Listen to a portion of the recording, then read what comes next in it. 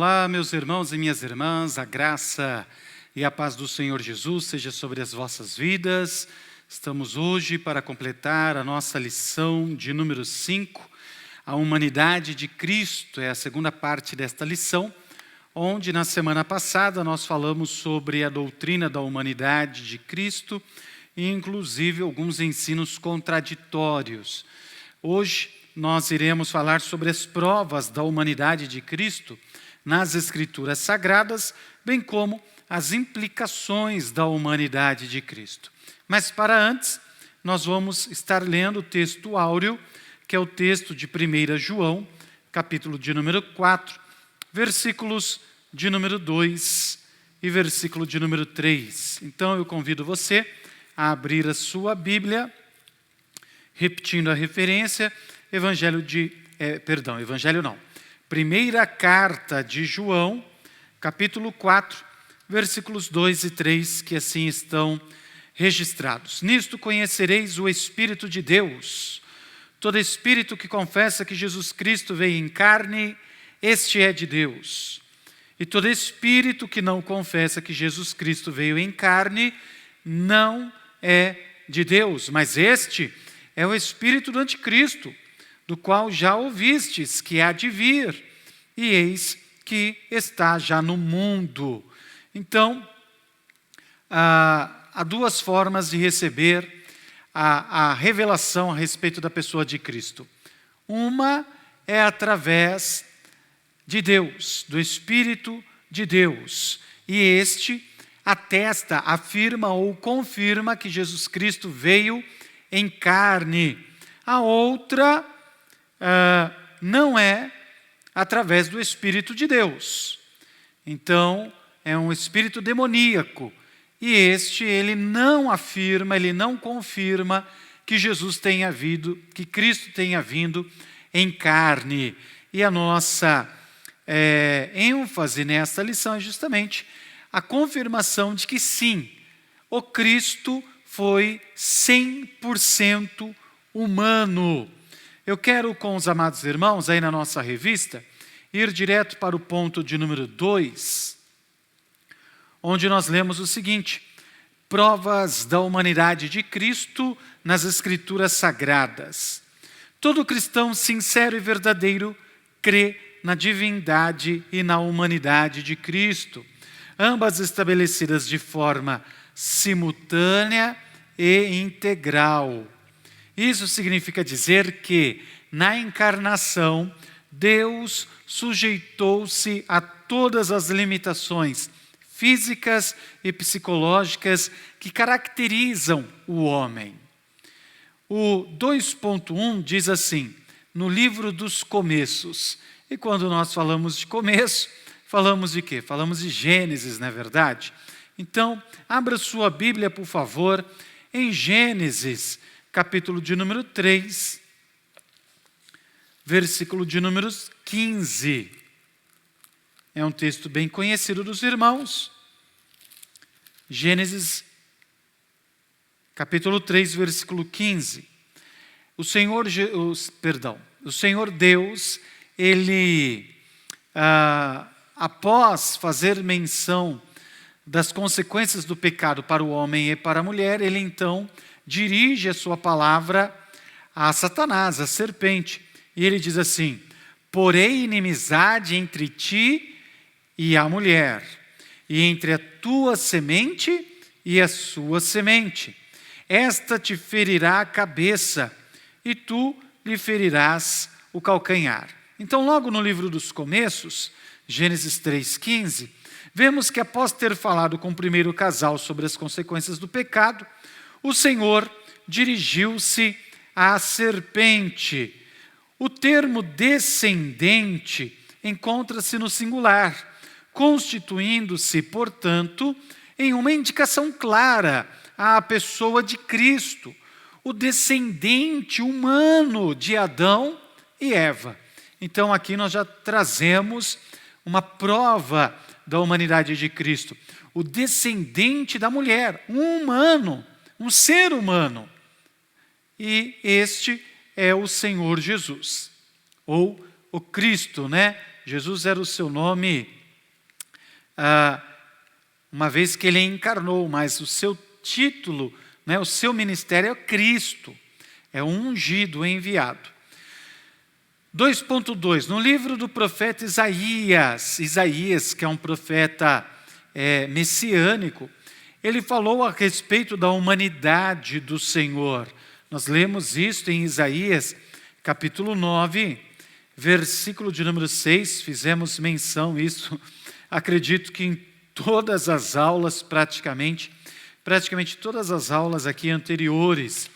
Isaías, capítulo 9, versículo 6, diz: porque um menino nos nasceu, um filho se nos deu, e o principado está sobre os seus ombros. Seu nome será Maravilhoso Conselheiro, Deus Forte, Pai da Eternidade e Príncipe da Paz.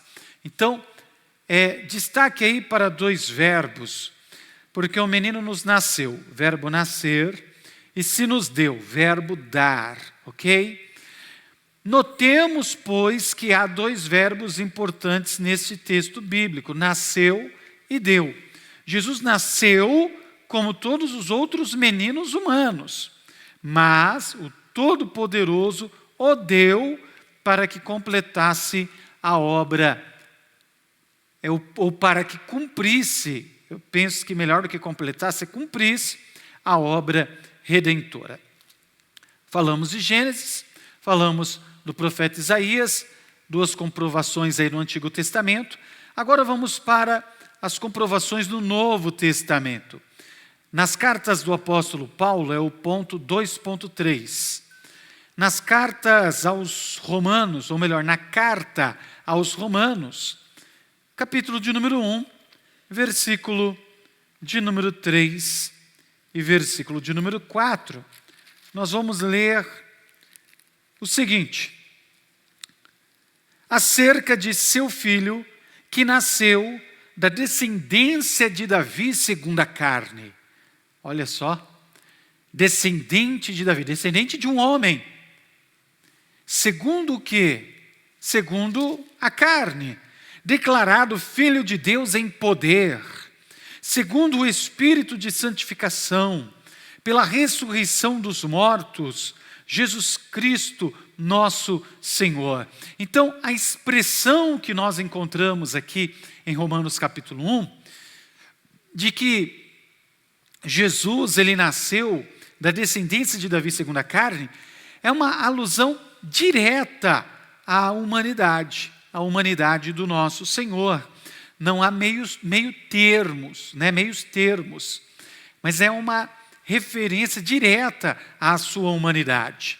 Em Gálatas, um pouquinho mais adiante, ainda nas cartas paulíneas, capítulo de número 4, os versículos de número 4 e 5 dizem assim: mas vindo a plenitude dos tempos, Deus enviou o seu Filho, nascido de mulher, nascido sob a lei, para remir os que estavam debaixo da lei, a fim de recebermos a adoção de filhos. Eu vou ler uma vez mais o versículo de número 4. Mas vindo a plenitude dos tempos, Deus enviou o seu Filho, nascido de mulher. Olha que interessante, meus irmãos, esse texto diz que ele, uma vez nascido de mulher, nascido sob a lei, tem o propósito de remir os que estavam debaixo da lei.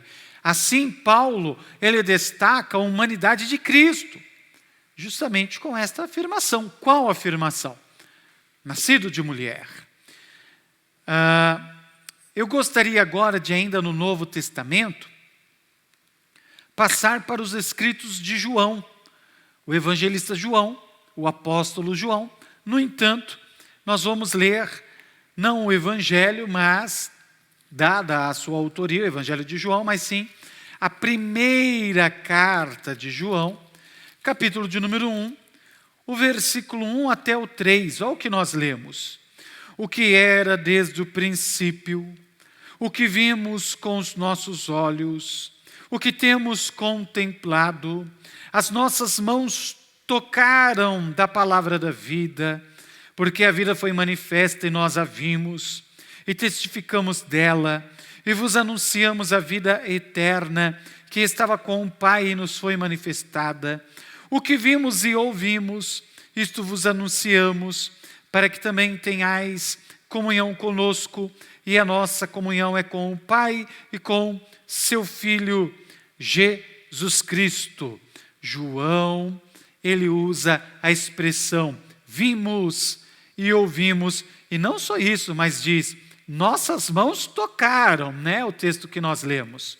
Mas enfim, na revista, a expressão que vimos e ouvimos referia-se diretamente aos sentidos humanos dos discípulos. E obviamente que eles captavam por seus sentidos naturais e totalmente humanos aquilo que era próprio da espécie, da raça, do ser humano e da humanidade. Por quê? Porque Jesus é humano.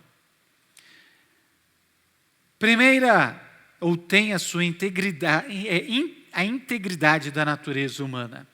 Ainda em 1 João, capítulo 4, versículo de número 2 e 3.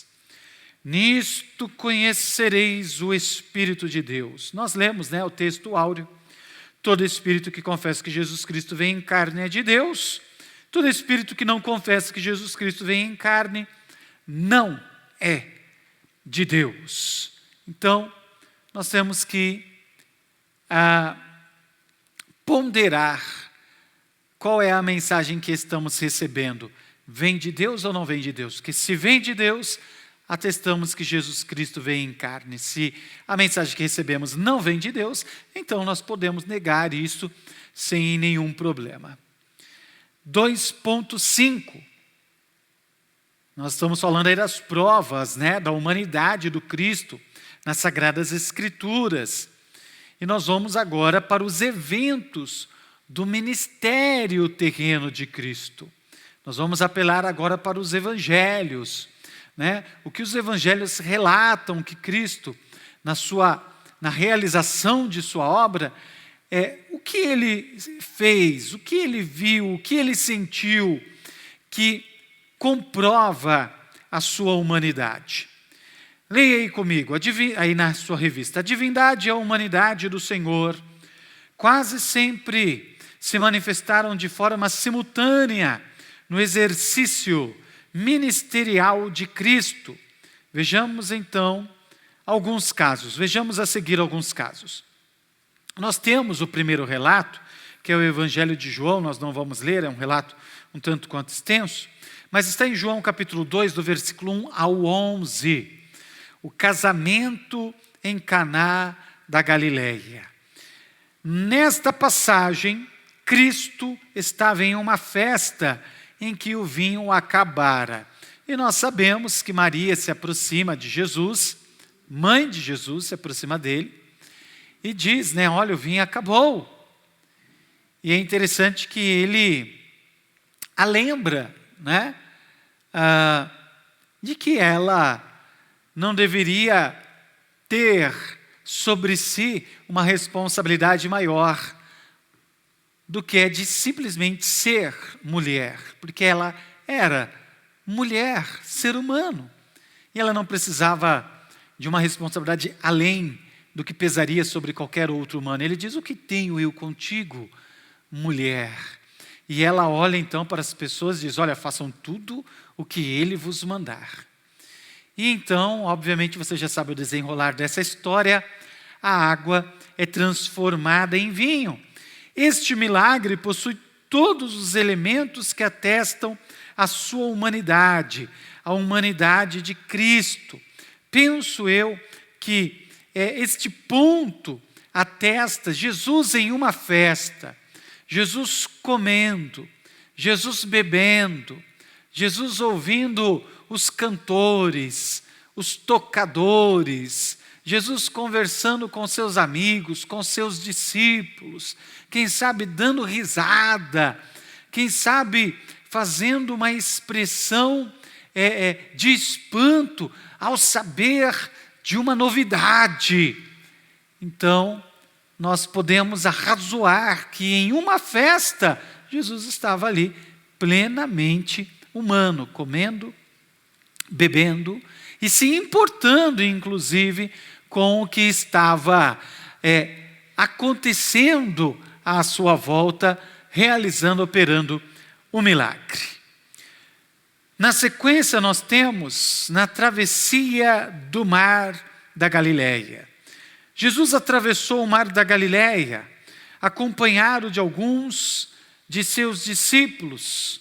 De repente, houve uma grande tempestade.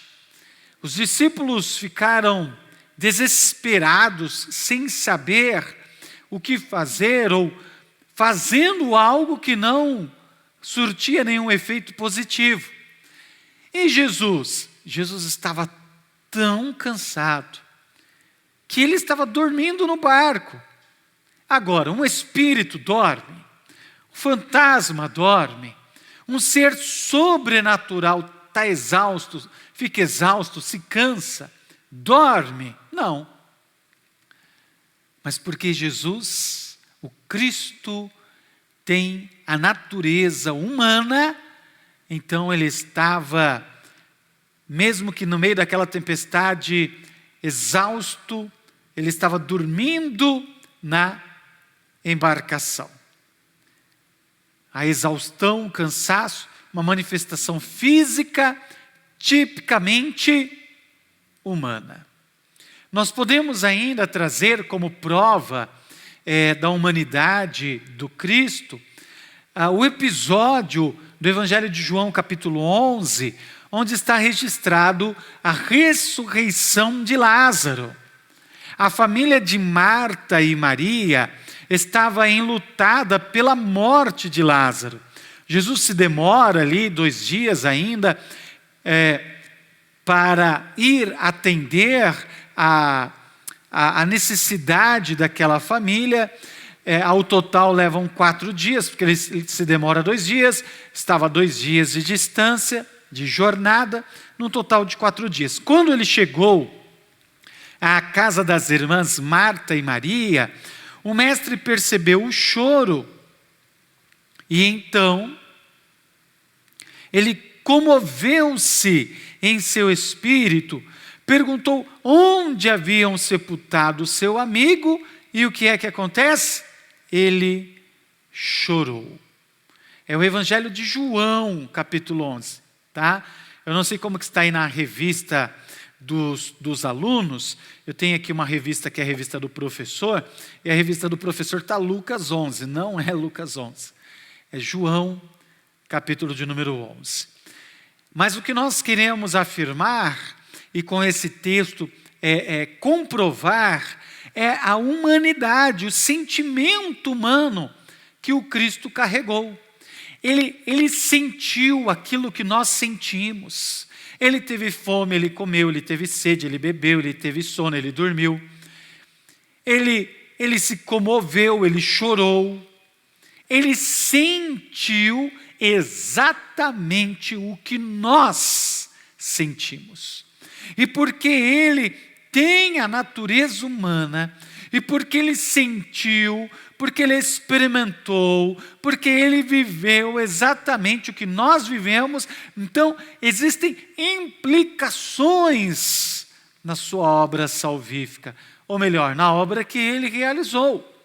Logo, estas implicações destas obras é uma obra expiatória, ou seja, uma obra vicária, uma obra de substituição.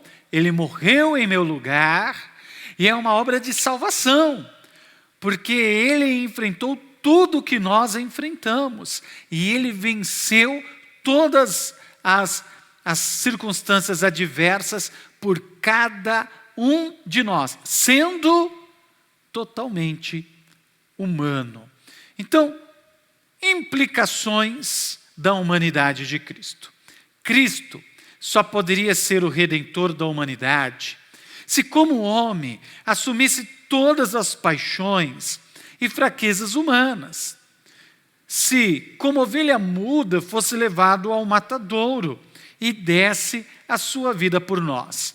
Nós lemos esse texto na semana passada, mas eu vou repetir hoje. Abra sua Bíblia, Isaías capítulo 53, vamos ler do versículo 4 ao 7. Verdadeiramente, esse texto poderosíssimo, irmãos, Isaías 53, 4 ao 7. Verdadeiramente, Ele tomou sobre si as nossas enfermidades, e as nossas dores levou sobre si. E nós o reputamos por aflito, ferido de Deus e oprimido. Mas Ele foi ferido pelas nossas transgressões e moído pelas nossas iniquidades. O castigo que nos traz a paz estava sobre Ele, e pelas suas pisaduras fomos sarados. Todos nós andamos desgarrados como ovelhas, cada um se desviava pelo seu caminho, mas o Senhor fez cair sobre Ele a iniquidade de todos nós, ou de nós todos. Ele foi oprimido, mas não abriu a boca. Como um cordeiro foi levado ao matadouro, e como a ovelha muda perante os seus tosqueadores, ele não abriu a boca. Amém, irmãos? Olha que texto maravilhoso, que fala sobre as implicações da humanidade de Cristo, sendo Deus se fazendo carne, encarnando. Ele agora tem por implicação ser o cordeiro, o sacrifício, o sofrimento, pagando um alto preço para que eu e você hoje desfrutássemos da graça do Senhor Jesus. Vamos ainda falar a respeito das implicações da humanidade, e nós vamos nos utilizar de um texto, Novo Testamento, Hebreus, capítulo de número 2. Abra aí sua Bíblia. Peço que você utilize a sua Bíblia para você aprender a usar sua Bíblia.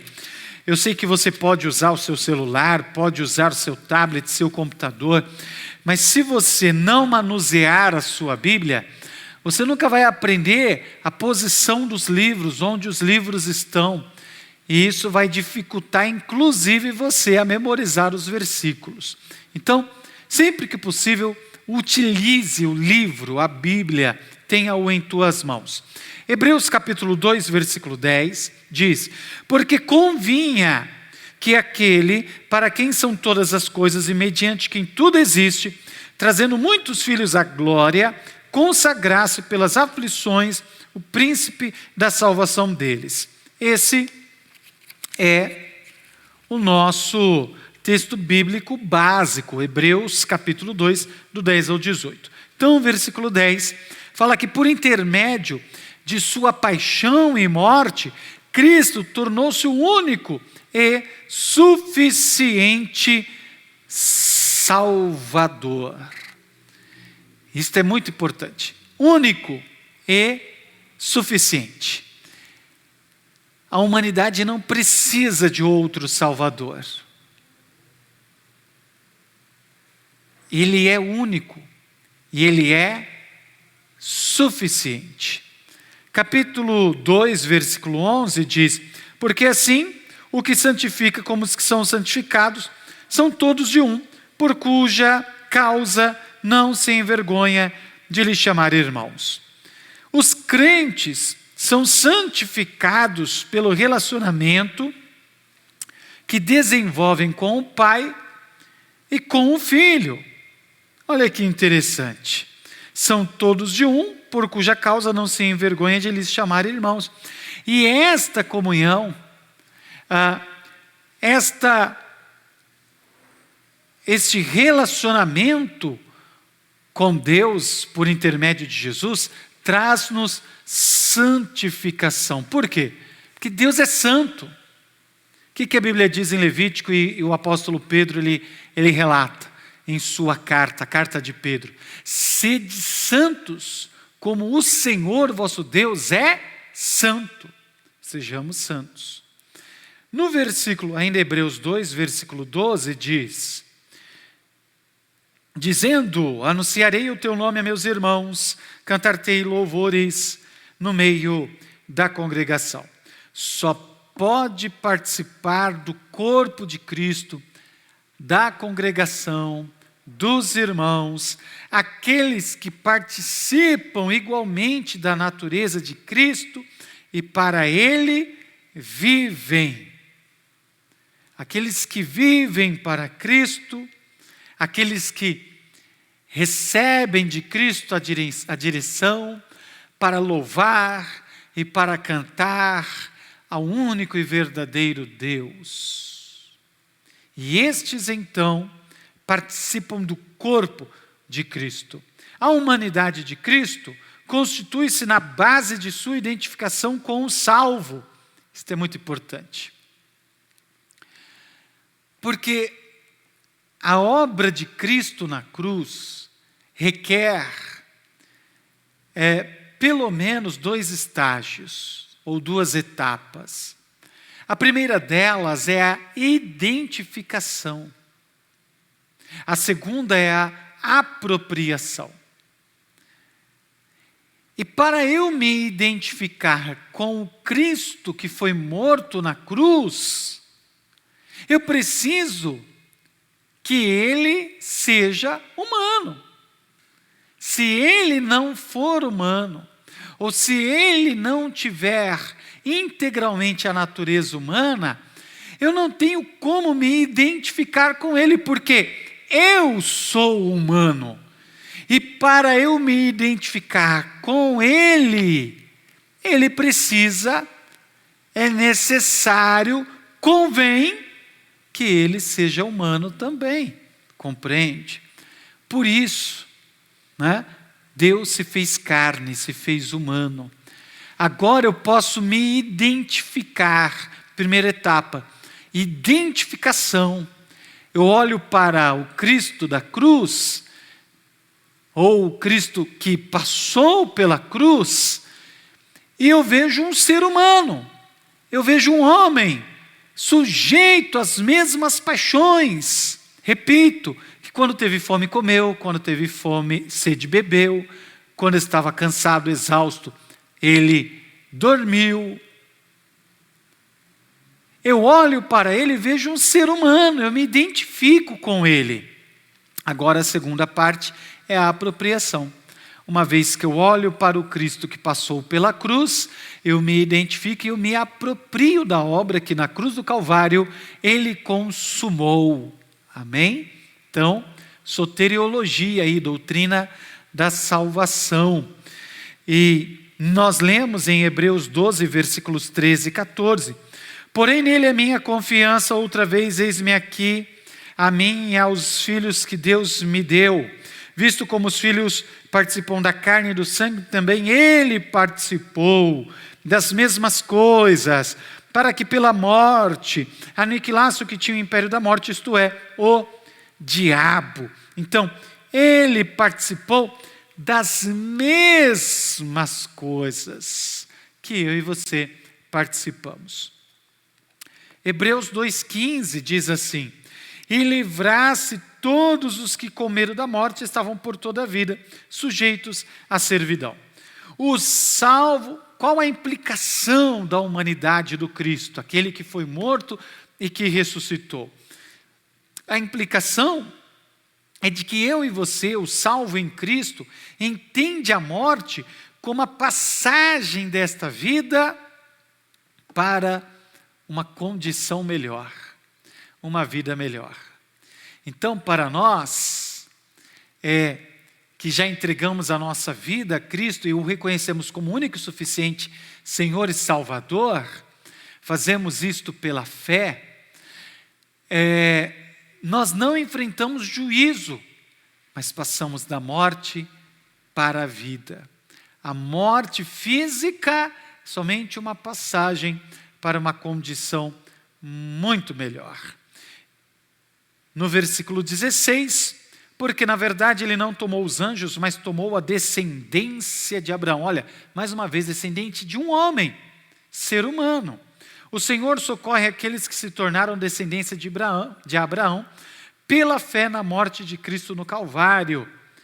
E por último, das implicações da humanidade de Cristo, a comunhão com Deus foi restaurada porque Cristo fez a propiciação por nossos pecados. Versículos 17 e 18.